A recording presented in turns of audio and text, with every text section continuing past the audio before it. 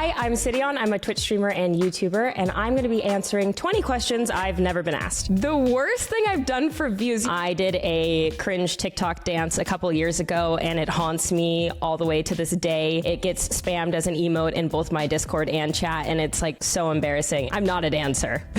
If I had to make it, oh my gosh, okay. If I had to cook my death row meal, it would probably be chicken parmesan. I'm doing this like current cooking series on YouTube right now, and I would say that's the only successful dish I've made, probably out of like 10 at this point. So I'd want to eat something at least kind of good. I think the biggest misconception people have about cosplay is that you naturally have to look like the character in order to cosplay them, which is not true. Cosplay is for everybody. Anyone can do it, and it doesn't matter if you look like that person, if you're the same shape, size, gender, any of that, it can be for you too. I try my best to be as accurate to the character, but there are some times where I will do gender bends. Like I've cosplayed men before, and sometimes I do my own artistic twist. That's usually because I'm not capable of crafting whatever is necessary to be completely accurate. But don't tell anybody I said that. If I had unlimited money and resources to put on any stream, I have been begging OTV to do a wipeout shoot since I joined, so I'd probably do that. I consider myself pretty athletic, so I'd like to think I'd make it all the way through a wipeout obstacle course, but I don't know, when those like fans start turning and they put water on the course and everything, there's a chance I would wipe out. If I'm in a taxi and they ask what I do, it kind of depends on the day. If I'm feeling willing to have the conversation, I usually say YouTuber, because people are way more familiar with YouTube than they are with Twitch. If I really just like want to get to my destination, I will throw anything out there. I'm an accountant. I'm an attorney.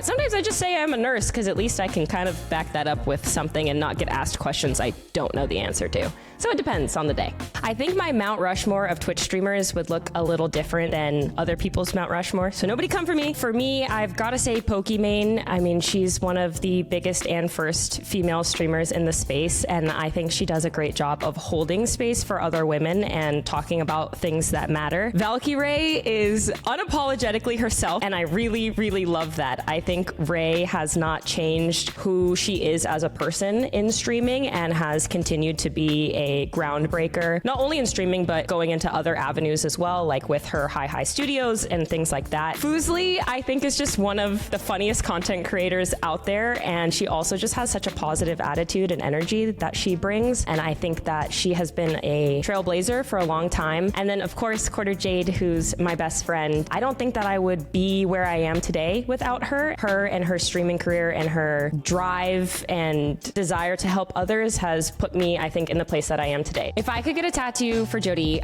we've talked a lot about tattoos. I don't know that she'll ever get one, but if we were to get like a bestie tattoo, I think it would be like two girls staring up at the moon, because on full moons we sit together and we stare at the moon and like reflect and talk about our lives and things like that. It's kind of become this monthly ritual that I love very much, and I think that would be a really cute tattoo. I think the weirdest thing about our current OfflineTV house is that at the top of the stairs we have a animatronic life-sized minion wearing a Christmas hat. In every OfflineTV house I've lived in, we've had something weird on the stairs. Last OfflineTV house, we had a skeleton that was dressed as Jody, and it sat on the stairs for an entire year. I think sometimes I ask myself that question. I think a good example of a great streamer is Ludwig. That man is a different beast. He is constantly pushing the envelope to do new things, and I think that's what really sets someone apart from being a good streamer. There is so much content out there, so many people producing so many things, that you kind of have to put something in front of an audience that's going to grab their attention. Oh, the most random thing I have on my desk right now is actually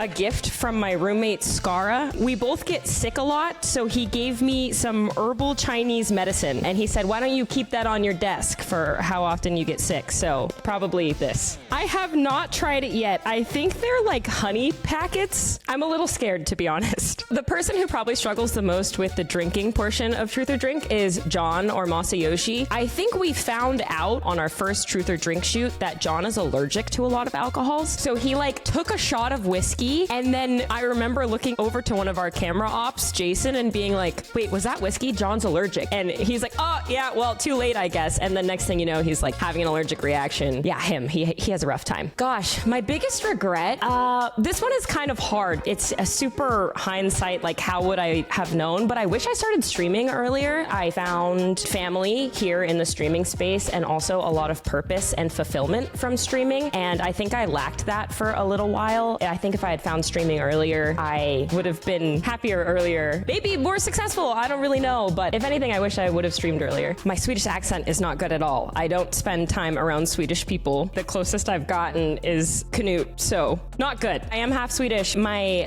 grandmother is from Sweden. I am so far removed at this point that I've been there once, and that was really nice, but I wouldn't say I picked up the accent chops. People should definitely like and subscribe to Dexerto. Are you kidding me? Can't do a Swedish accent, but I can tell you that.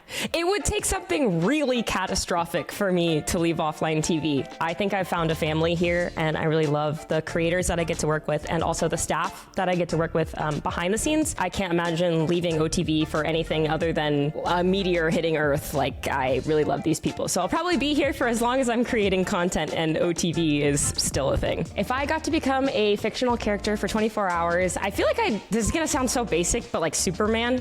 Imagine just being like the strongest person ever. You get to fly and you've got laser eyes and all sorts of cool stuff. And everybody likes him, so I feel like that would be fun. I would love for OTV to collaborate with some people who are outside of our sphere. So I recently met Mark Phillips at the Gamerhood with State Farm, and he was like such a fun energy. And I think we've really never done anything with RDC, but after getting to know him at State Farm Gamerhood, like, I think he's such a great content creator, and I would love for OTV to do stuff with him. I don't know when I will quit streaming. I don't know if I will quit streaming. There are no creators ahead of me or before me that have retired, really. I gave those examples of like my Mount Rushmore, and these women are still doing it, and they've been doing it for 10 years. So I have no example, which I think makes it a little scary, but I think the thing that started me and probably a lot of other content creators streaming is our love for gaming and our love for community and things like that. And I don't think that love is ever going to go away. So I kind of see myself streaming until I'm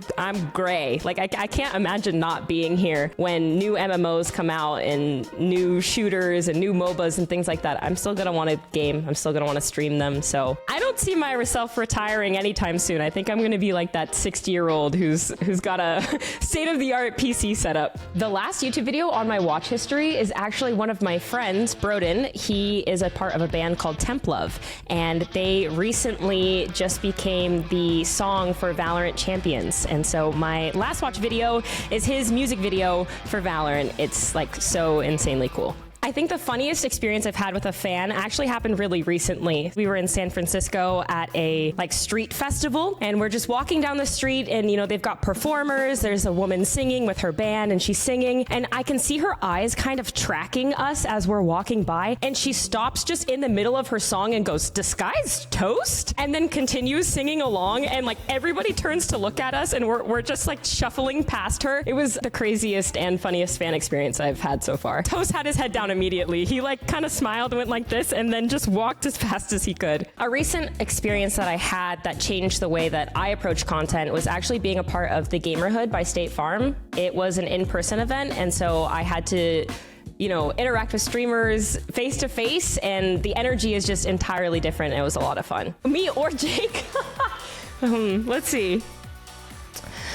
Okay, as much as I love to back myself, I think that the Good Neighbor Award by State Farm has to go to Jake from State Farm. He was such a pleasure to be around. Both my mom and my dad texted me when they saw me doing content with Jake from State Farm. They were like, "Oh my goodness, I can't believe you're hanging out with Jake from State Farm. That is so cool." Like, they were gushing over him. I think he's just a guy that everybody loves, so he's got to be a good neighbor.